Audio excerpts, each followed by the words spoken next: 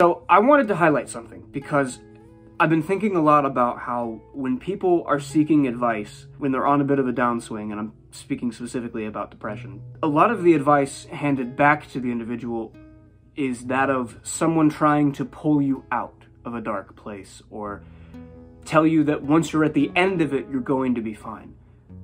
And I think both instances are predicated on good intentions, but to me, I think more emphasis needs to be put on what do you do in the meantime? How do you get through something? And that differs from person to person, but I think for me personally, when my feelings are dismissed with something like, well, it'll be okay, or you'll get through it, you know, you're determined, you're a strong person.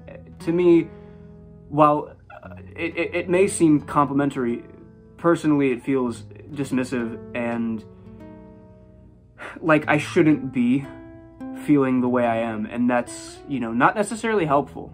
What do you do instead? I think if you're someone who's not a depressive, I think is how you say that, the best thing you can do is, number one, just listen, and number two, don't try to make them feel as though the spot that they're in is necessarily a bad one. And the reason why I keep specifying personally is because there are definitely circumstances that I can point to in my own experience where it's felt good to feel down, you know, and to be a victim, so to speak. And sometimes you can definitely sink lower as a result of that. So there are circumstances where you have to push yourself, and you need to be pushed.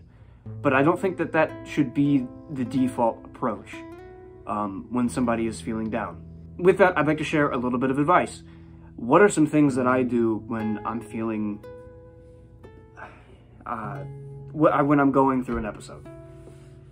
The first thing is I try to look at the routine I've established as my identity. And what I mean by that is the things that I do consistently and the patterns that I've developed, that's who I am. You know, the person who does go to the gym consistently, the person who tracks their calories from a fitness perspective, you know, are all meant to positively reinforce my identity. Like, that is who I am. We're made up of the things we do, of course.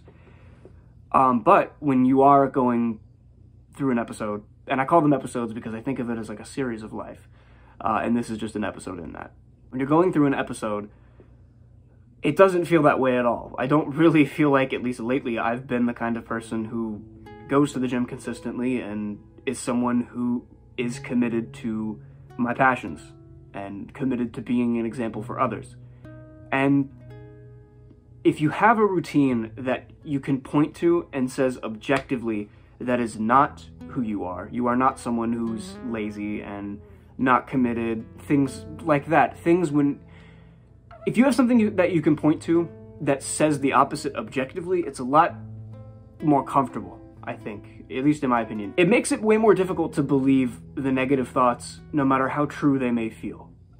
And as quite a neurotic individual as a whole, I would say that's probably the most important thing I've done, and the most meaningful or perhaps valuable advice I could give is have something that identifies who you are. Like, for example, as someone who normally does not sleep for 12 hours, you know, I normally come home, make food, go to the gym, come home, and participate in some sort of practice, whether that's reading, writing, watching shows and studying them. You know, I'm an actor. Something that little by little benefits me. Yesterday, I came home, neglected all of my responsibilities. Like, I'm moving this week, and I haven't packed at all. I neglected every bit of my responsibilities.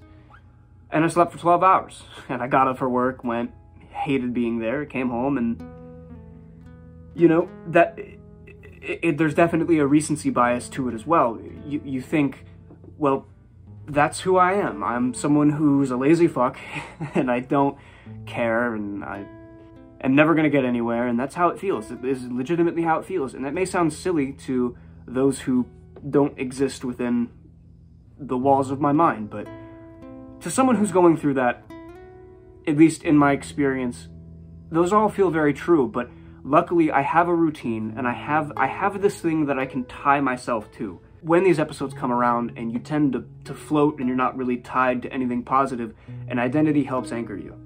And a routine that is your identity helps to anchor you, in my opinion. And maybe I'm onto something, maybe this isn't that profound, but I think it's important. I think it is important to know that you have something to look to, that, you know, somebody with an established routine of things.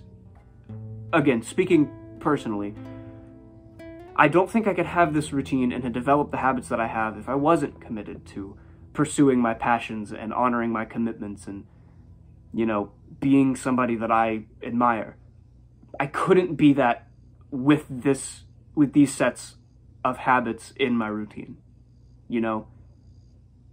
And it makes it a lot easier to combat the idea of being the antithesis of those things. So I hope that helps. I hope it was concise. You know, I hope that it is meaningful. I'm not entirely sure how to end this other than I hope it helped, you know. And this sort of thing is not necessarily foolproof, but it was just something I had to say and felt like it needed to be said. Mainly because I hear a lot of language talking about how you're gonna be fine and things like that. You know, you'll get it done. Just things that feel dismissive. And maybe it only feels dismissive to me, but if it feels dismissive to you, I hope these things help. Obviously, you're going to get through it. These things don't last forever, and you know that. But that doesn't help you right now. You know? You're gonna eat tomorrow, but what do you do when you're hungry now? You should eat now. Anyway, I hope it helps.